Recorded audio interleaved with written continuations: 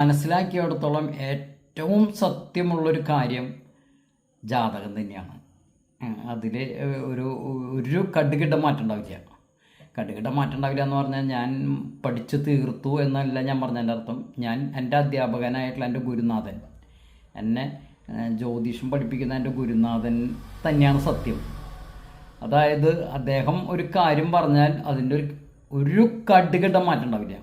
ആളുടെ അടുത്ത് കൃത്യമായിട്ടുള്ള ടൈം, നിങ്ങൾ പ്രസവിച്ച് വീഴുന്ന സമയം, സ്ഥലം, ഡേറ്റ്, കൃത്യമായിട്ടുള്ള എല്ലാ കാര്യങ്ങളും പറയുകയാണെങ്കിൽ നിങ്ങൾ ഇപ്പോൾ ലോകത്ത് ഏത് മൂലയിലാണ് ഇരിക്കുന്നത്, എവിടെയാണ്, എങ്ങോട്ട് തിരിഞ്ഞിട്ടാണ് ഇരിക്കുന്നത്, ഏത് വസ്ത്രം ധരിച്ചിട്ടാണ് ഇരിക്കുന്നതെന്ന് പോലും പറയാൻ കഴിവുള്ളൊരു വ്യക്തിയാണ് എൻ്റെ ഗുരുനാഥൻ. അതിലൊന്നൊരു മാറ്റമില്ല. അതൊക്കെ ഞാൻ അനുഭവസ്ഥനാണ്. മറ്റുള്ളവരുടെ കാര്യം പറയണ്ടല്ലോ.